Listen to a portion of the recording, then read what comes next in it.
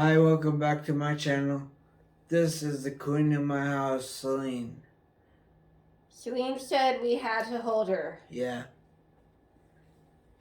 She loves being in pictures, but this is the first time really on camera.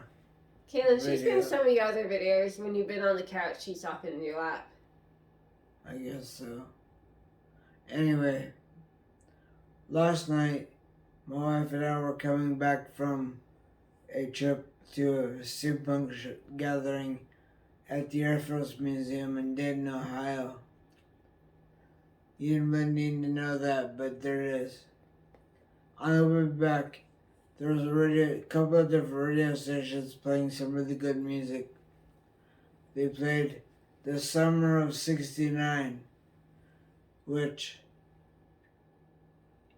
in '69 I was not even born yet. But then I thought about it, and I had a really good summer of '99 when I lived in Chicago.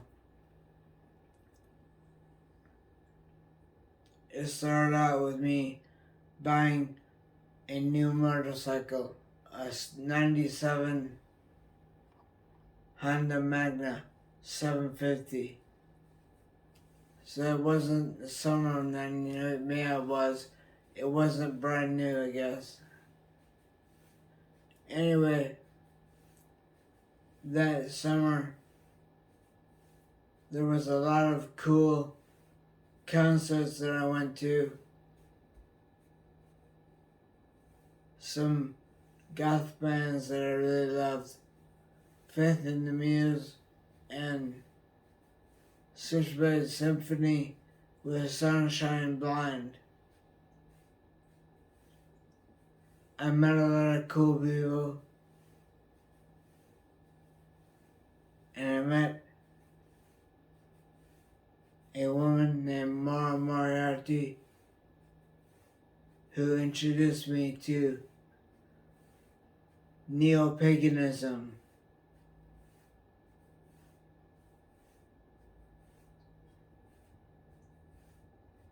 And she inducted me into a local witches group, which sent me on several years of coming up with my own religion based on the books that I'd read.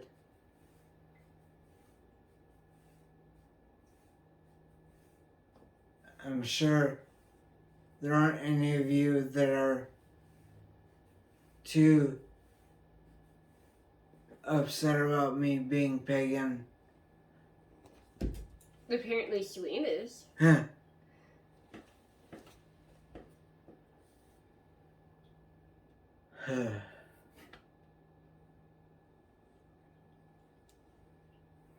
Well, anyway, I also went back and forth to the Bristol Renaissance Fair in Wisconsin, riding my motorcycle up, then changing into my costume after I got there. Okay, do you see what happened? Huh. Celine left you and then insisted that I hold her. So here we are. That's a good girl. Enforce your will on your subjects. Alright, continue your thought. Huh.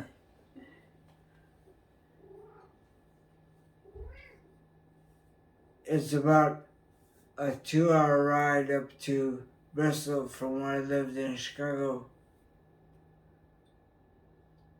I said that word, Chicago.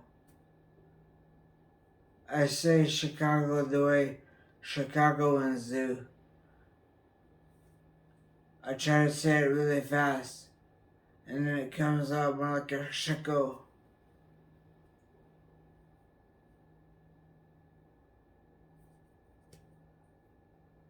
I think that was the year that I saw Prince live, too. It was Prince and Chaka Khan. Chaka didn't open for him, she played with him and sang with them. It was really cool. Even though I didn't like the security or the coat check at the theater where I saw him. Did they give you a hard time for your medical supplies? Sort of. So you had to check your bag at the coat check. They wouldn't let you bring your bag into the concert hall. And my bag had all of my insulin and my needles and everything else in it, as well as my glucose tablets. And when I was in watching Prince, I had a really low blood sugar. So I came out and asked them for my bag, and they wouldn't give it to me. Or they said they wouldn't take it back if they give it to me. And I asked them to see their manager. Their manager came over. In this example, I was the basic bitch complaining and asking for a manager. But the manager came, and he was the guy that took me back in the first place. I explained to him that I needed my glucose tablets because they didn't have any candy at the concession stand. And I didn't have any money on me because the ticket for the show was so expensive.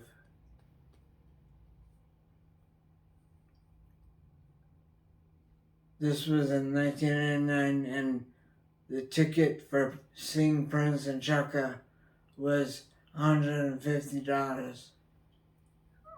Does that at least include parking? No. I'd taken a cab anyway.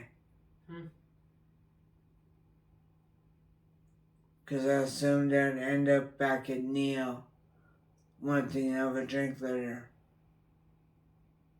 Starting a tab with my credit card. So, what did the manager do? Did he at least give you your bag and fix it? Yes, he did. And then did he school his employees that people with medical conditions need to have their medical supplies? He yelled at them for like 10 minutes while I stood there. Good. Hope that taught them a lesson. By the time he stopped yelling, my blood sugar was finally coming up to a normal level. Of course, back then I didn't have a constant glucose monitor, so I just had to keep poking my finger and testing my blood. Anyway, I went back in for Prince's final... What's the word for it? Final song? Final song. Final set or song? Final set. Okay.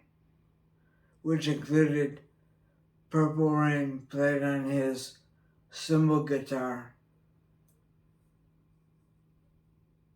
Everyone in the audience that I could see were crying for that song. Did you cry? Yes. I don't know why it makes me cry. It doesn't have any special meaning for me. Just the sound of it makes me cry. I don't know why.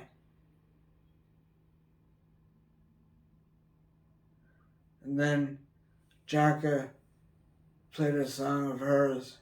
Well, sang a song of hers with Prince's band doing backup.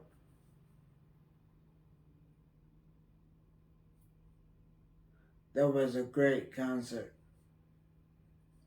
I'm so glad I got to see him before he died, I guess or before I died. Either way works.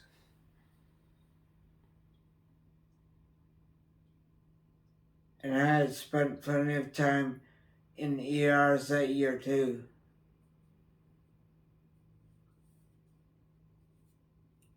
Most of them having to do with bronchitis and pneumonia.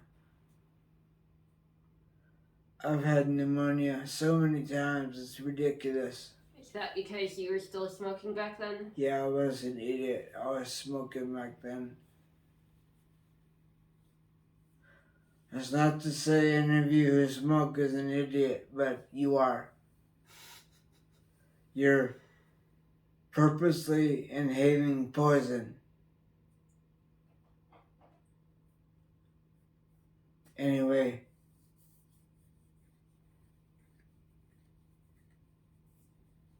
what else was that year?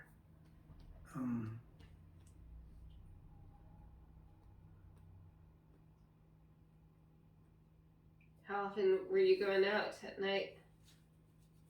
4 times a week. Tuesdays at Neo, Wednesdays at Club 950, Thursdays at, what's the name of that other club I went to that year? Crowbar. They had a goth night on Thursdays. There was DJ'd by a friend of mine who was co-owner of a goth and industrial music store.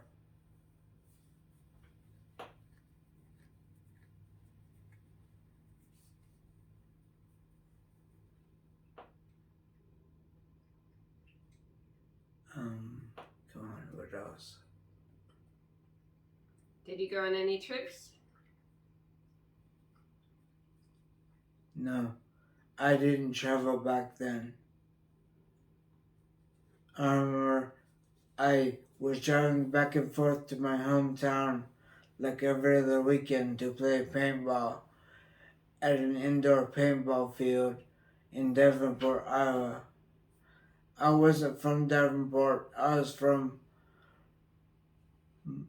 Moreland and Milan, Illinois, which is on the Illinois side of the Mississippi River.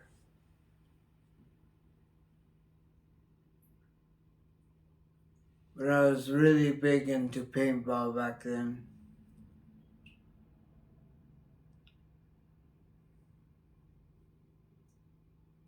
So did you win any of the paintball tournaments? Oh yeah, the first indoor tournament they had, my team and I got second place, and I got most valuable player because of some really great shots that I'd made from different parts of the field.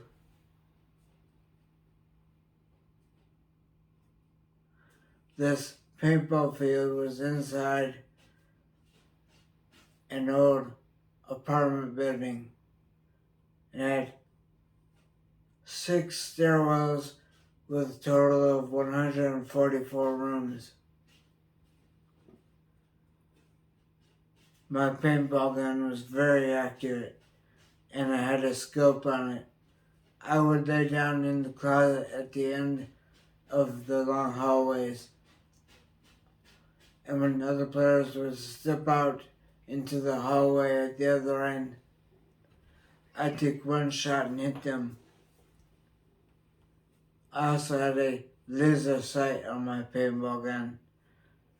So there's one time when I used the laser to scan a dark room, and when I noticed the dot come closer to me in a place where there shouldn't be anything, I knew there must be a person standing there, so I put a trigger and hit him. Oh, my blood sugar's high. Alright. Do you want to finish up this video then? I think that's all of the really cool things that happened that summer.